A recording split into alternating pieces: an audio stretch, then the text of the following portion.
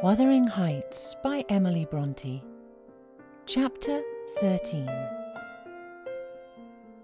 For 2 months the fugitives remained absent. In those 2 months, Mrs. Linton encountered and conquered the worst shock of what was denominated a brain fever. No mother could have nursed an only child more devotedly than Edgar tended her. Day and night he was watching, and patiently enduring all the annoyances that irritable nerves and a shaken reason could inflict. And though Kenneth remarked that what he saved from the grave would only recompense his care by forming the source of constant future anxiety, in fact, that his health and strength were being sacrificed to preserve a mere ruin of humanity, he knew no limits in gratitude and joy when Catherine's life was declared out of danger. And hour after hour he would sit beside her, tracing the gradual return to bodily health, and flattering, too, his sanguine hopes with the illusion that her mind would settle back to its right balance also, and she would be entirely her former self. The first time she left her chamber was at the commencement of the following March. Mr. Linton had put on her pillow in the morning a handful of golden crocuses. Her eye, long stranger to any gleam of pleasure, caught them in waking, and shone delighted as she gathered them eagerly together. "These are the earliest flowers at the Heights," she exclaimed. "They remind me of soft thaw winds and warm sunshine and nearly melted snow. Edgar, is there not a south wind, and is not the snow almost gone?" "The snow is quite gone down here, darling," replied her husband, "and I only see 2 white spots on the whole range of moors. The sky is blue, and the larks are singing, and the becks and brooks are all brimful. Catherine, last spring at this time I was longing to have you under this roof. Now I wish you were a mile or 2 up those hills. The air blows so sweetly. I feel that it would cure you." "I shall never be there but once more," said the invalid, "and then you'll leave me, and I shall remain for ever. Next spring you'll long again to have me under this roof, and you'll look back and think you were happy today." Linton lavished on her the kindest caresses, and tried to cheer her by the fondest words, but, vaguely regarding the flowers, she let the tears collect on her lashes and stream down her cheeks unheeding. We knew she was really better, and therefore decided that long confinement to a single place produced much of this despondency, and it might be partially removed by a change of scene. The master told me to light a fire in the many weeks deserted parlour, and to set an easy chair in the sunshine by the window, and then he brought her down, and she sat a long while enjoying the genial heat, and, as we expected, revived by the objects round her, which, though familiar, were free from the dreary associations investing her hated sick chamber. By evening she seemed greatly exhausted, yet no arguments could persuade her to return to that apartment, and I had to arrange the parlour sofa for her bed, till another room could be prepared. To obviate the fatigue of mounting and descending the stairs, we fitted up this, where you lie at present, on the same floor with the parlour, and she was soon strong enough to move from one to the other, leaning on Edgar's arm. I thought myself she might recover, so waited on as she was. And there was double cause to desire it, for on her existence depended that of another. We cherished the hope that in a little while Mr. Linton's heart would be gladdened, and his lands secured from a stranger's gripe, by the birth of an heir. I should mention that Isabella sent to her brother, some 6 weeks from her departure, a short note announcing her marriage with Heathcliff. It appeared dry and cold, but at the bottom was dotted in with pencil an obscure apology and an entreaty for kind remembrance and reconciliation, if her proceeding had offended him, asserting that she could not help it then, and being done she had no power to repeal it. Linton did not reply to this, I believe, and in a fortnight more I got a long letter, which I considered odd, coming from the pen of a bride just out of the honeymoon. I'll read it, for I kept it yet. Any relic of the dead is precious, if they were valued living. Dear Ellen, it begins, I came last night to Wuthering Heights, and heard for the first time that Catherine has been and is yet very ill. I must not write to her, I suppose, and my brother is either too angry or too distressed to answer what I sent him. Still, I must write it to somebody, and the only choice left me is you. Inform Edgar that I'd give the world to see his face again, that my heart returned to Thrushcross Grange in 24 hours after I left it, and is there at this moment full of warm feelings for him and Catherine. I can't follow it, though. These words are underlined. They need not expect me, and they may draw what conclusion they please, taking care, however, to lay nothing in the door of my weak will or deficient affection. The remainder of the letter is for yourself alone. I want to ask you 2 questions. The first is, how did you contrive to preserve the common sympathies of human nature when you resided here? I cannot recognise any sentiment which those around share with me. The second question I have great interest in. It is this. Is Mr. Heathcliff a man? If so, is he mad? And if not, is he a devil? I shan't tell my reasons for making this inquiry, but I beseech you to explain, if you can, what I have married. That is, when you call to see me, and you must call, Ellen, very soon. Don't write, but come, and bring me something from Edgar. Now you shall hear how I have been received in my new home, as I am led to imagine the Heights will be. It is to amuse myself that I dwell on such subjects as the lack of external comforts.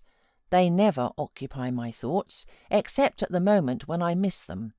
I should laugh and dance for joy if I found their absence was the total of my miseries, and the rest was an unnatural dream. The sun set behind the Grange as we turned on to the moors. By that I judged it to be 6 o'clock, and my companion halted half an hour to inspect the park and the gardens, and probably the place itself, as well as he could. So it was dark when we dismounted in the paved yard of the farmhouse, and your fellow servant Joseph issued out to receive us by the light of a dip candle.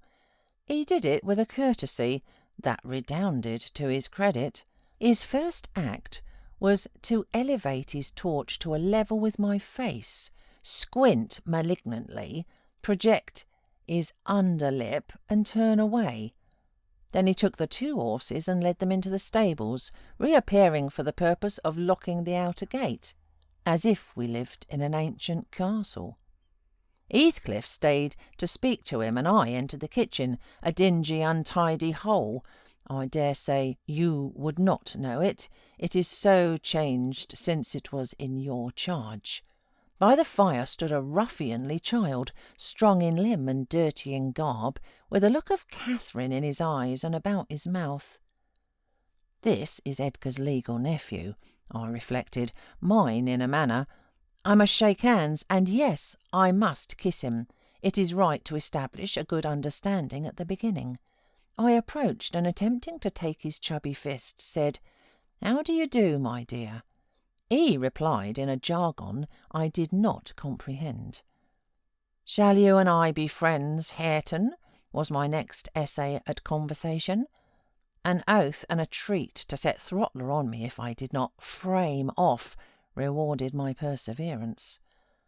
"Hey, throttler lad," whispered the little wretch, rousing a half-bred bulldog from its lair in a corner. "Now, wilt thou be ganging?" he asked authoritatively.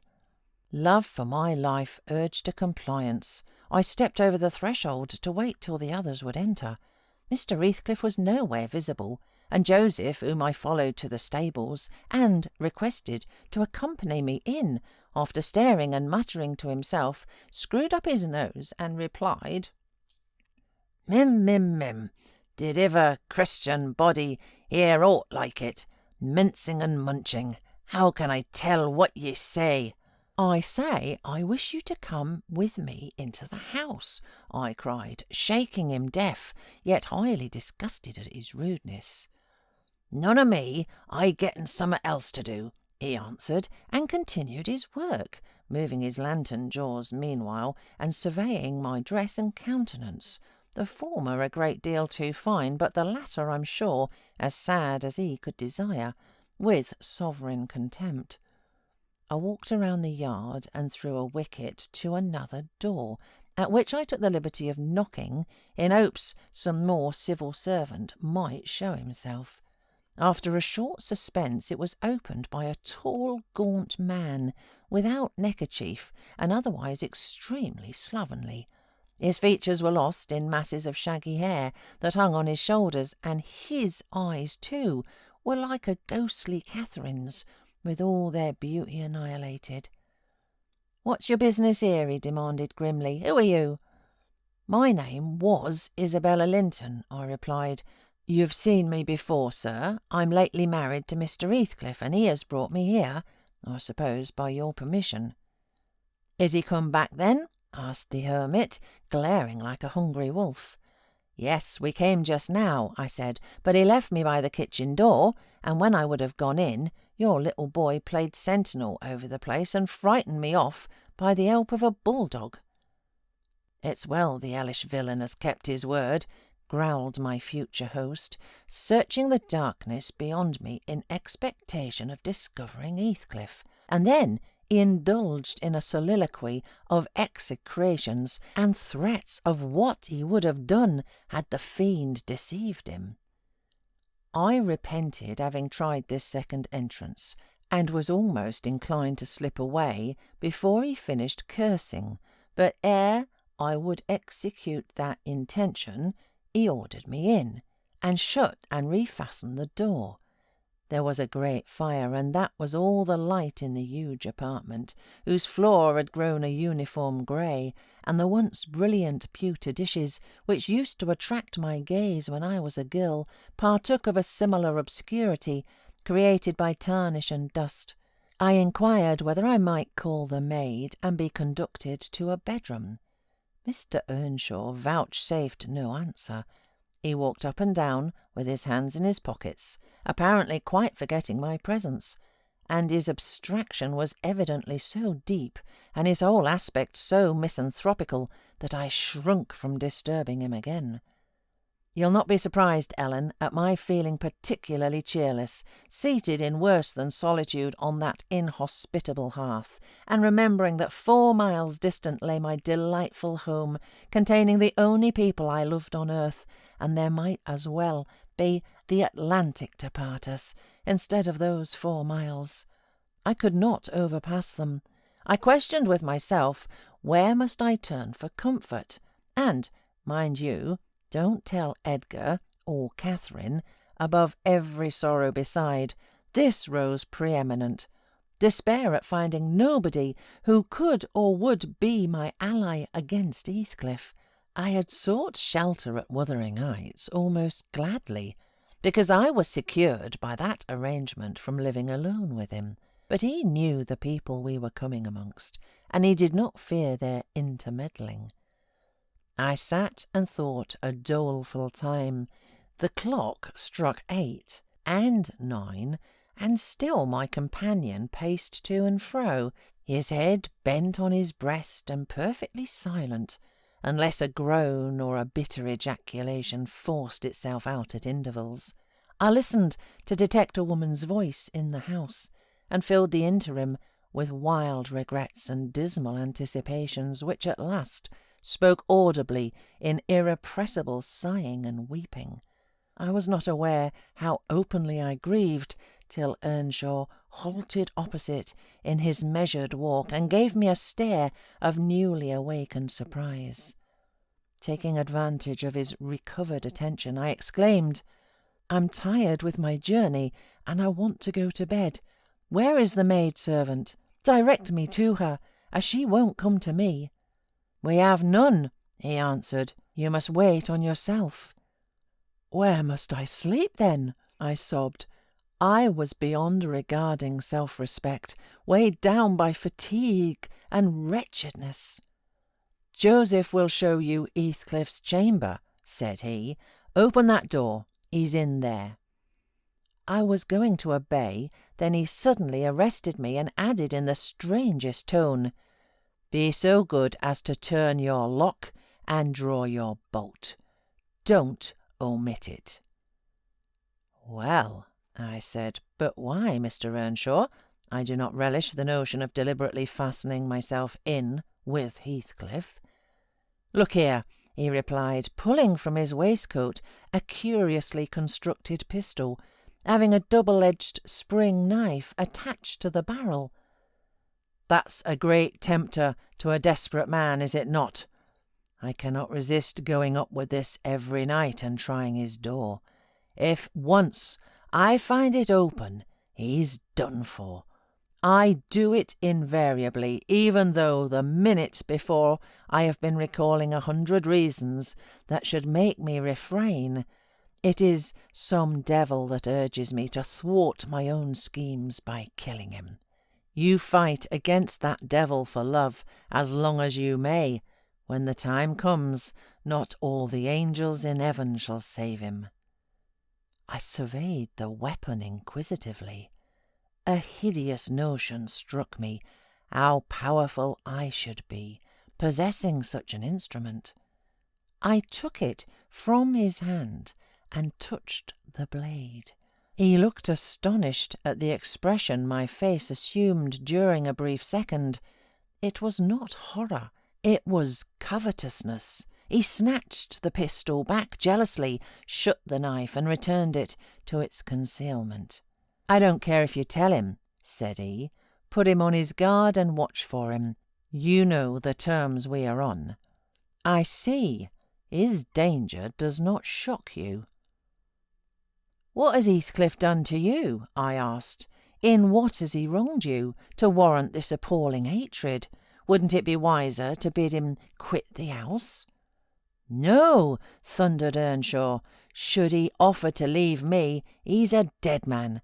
Persuade him to attempt it, and you are a murderess. Am I to lose all without a chance of retrieval? Is Hareton to be a beggar? Oh, damnation! I will have it back, and I'll have his gold too, and then his blood. And hell shall have his soul. It will be 10 times blacker with that guest than ever it was before. You've acquainted me, Ellen, with your old master's habits. He is clearly on the verge of madness. He was so last night, at least. I shuddered to be near him, and thought on the servant's ill-bred moroseness as comparatively agreeable. He now recommended his moody walk, and I raised the latch and escaped into the kitchen. Joseph was bending over the fire, peering into a large pan that swung above it, and a wooden bowl of oatmeal stood on the settle close by. The contents of the pan began to boil, and he turned to plunge his hand into the bowl. I conjectured that this preparation was probably for our supper, and being hungry I resolved it should be eatable. So, crying out sharply, "I'll make the porridge," I removed the vessel out of his reach, and proceeded to take off my hat and riding habit. "Mr. Earnshaw," I continued, "directs me to wait on myself. I will. I'm not going to act the lady among you, for fear I should starve." "Good Lord," he muttered, sitting down and stroking his ribbed stockings from the knee to the ankle. If there's to be fresh Wutherings, just when I'm getting used to two meisters, if I mun have a mistress set o'er me head, it's like time to be flittin'. I never did think to see the day that I mud leave the old place, but I doubt it's nigh at hand." This lamentation drew no notice from me. I went briskly to work, sighing to remember a period when it would have been all merry fun, but compelled speedily to drive off the remembrance. It racked me to recall past happiness, and the greater peril there was of conjuring up its apparition. The quicker the thibble ran around, and the faster the handfuls of meal fell into the water. Joseph beheld my style of cookery with growing indignation. "There," he ejaculated, "Ayrton, thou wilt sup thy porridge to-night. There'll be naught but lumps as big as my knave. There again, I'll fling a bowl and all, if I were ye. There, pail to gulp off, and then ye'll have none wit. Bang, bang! It's a mercy the bottom isn't deaved out." It was rather a rough mess, I own, when poured into the basins. 4 had been provided, and a gallon pitcher of new milk was brought from the dairy, while Ayrton seized and commenced drinking and spilling from the expansive lip. I expostulated and desired that he should have his in a mug, affirming that I could not taste the liquid treated so dirtily. The old cynic chose to be vastly offended at this nicety, assuring me repeatedly that the barn was every bit as good as I, and every bit as wholesome, and wondering how I could fashion to be so conceited. Meanwhile, the infant ruffian continued sucking and glowered up at me defyingly as he slavered into the jug. "I shall have my supper in another room," I said. "Have you no place you call a parlour?"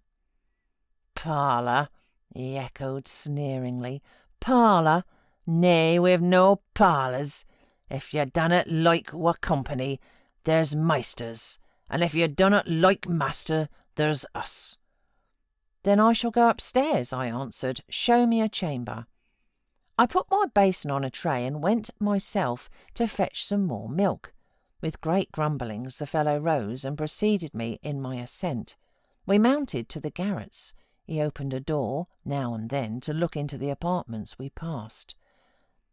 "Here's a rum," he said at last, flinging back a cranky board on hinges. "It's weel enough to eat a few porridge in. There's a pack o' corn in t' corner, there, meatily clane. If you're feared o' muckying your grand silk clothes, spread your handkerchief on top of it." The ram was a kind of lumber-hole smelling strong of molten grain, various sacks of which articles were piled around, leaving a wide, bare space in the middle. "Why, man," I exclaimed, facing him angrily, "this is not a place to sleep in. I wish to see my bedroom." "Bedroom," he repeated in a tone of mockery. "Y'all see it all t' bedrooms there is. Yon's mine." He pointed into the second garret, only differing from the first in being more naked about the walls and having a large, low, curtainless bed with an indigo-coloured quilt at one end. "What do I want with yours?" I retorted. "I suppose Mr. Heathcliff does not lodge at the top of the house, does he?" "Oh, it's Master Heathcliff's you're wanting," cried he, as if making a new discovery. "Couldn't ye have said so at onst? And then I mud ha' telled ye. But all this work, that's just one ye cannot see.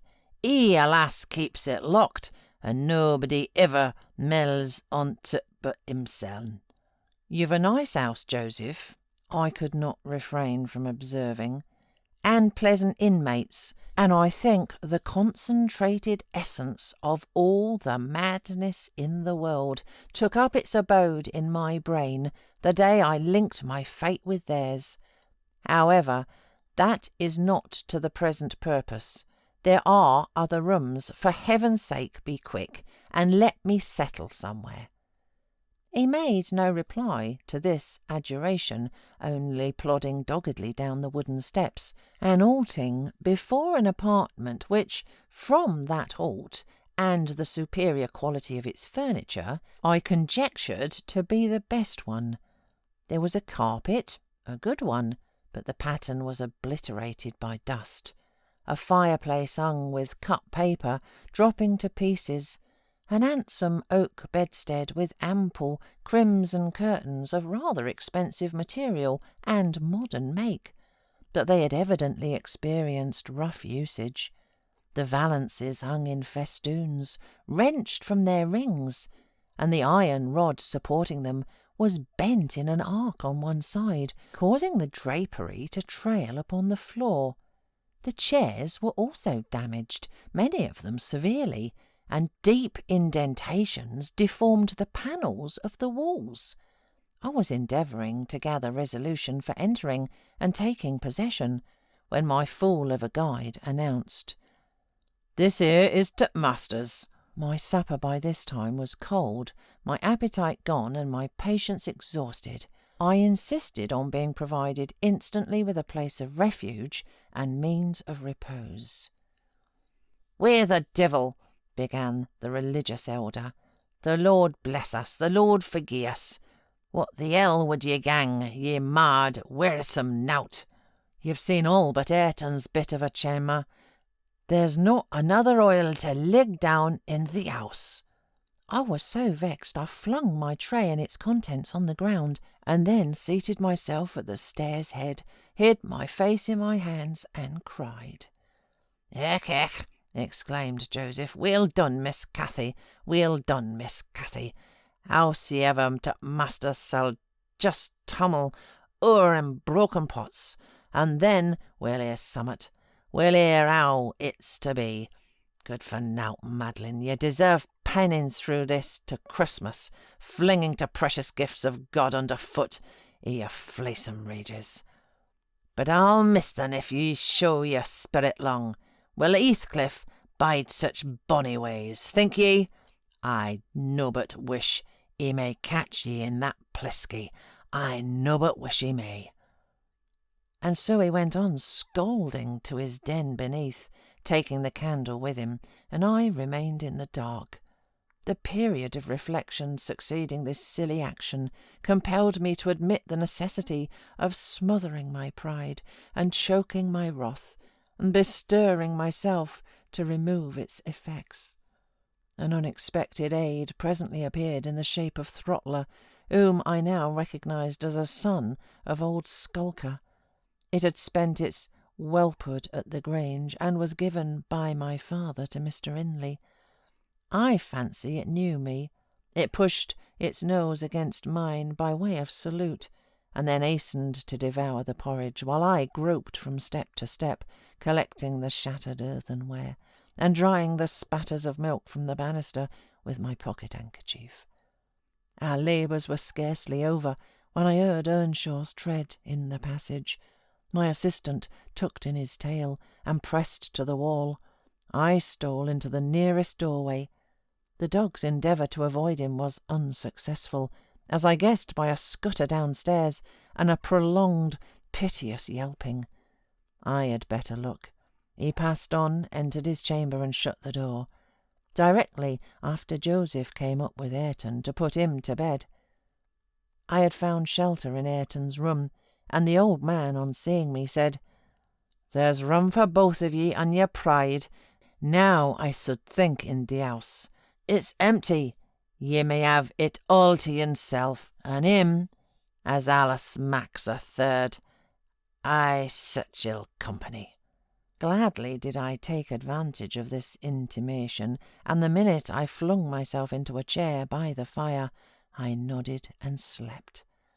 My slumber was deep and sweet, though over far too soon. Mr. Heathcliff awoke me. He had just come in and demanded in his loving manner what I was doing there. I told him the cause of my staying up so late, that he had the key to our room in his pocket. The adjective "our" gave mortal offence. He swore it was not, nor ever should be mine, and he'd but I'll not repeat his language nor describe his habitual conduct. He is ingenious and unresting in seeking to gain my abhorrence. I sometimes wonder at him with an intensity that deadens my fear. Yet I assure you, a tiger or a venomous serpent could not rouse terror in me equal to that which he wakens. He told me of Catherine's illness and accused my brother of causing it, promising that I should be Edgar's proxy in suffering till he could get hold of him. I do hate him. I am wretched. I have been a fool. Beware of uttering one breath of this to anyone at the Grange. I shall expect you every day. Don't disappoint me. Isabella.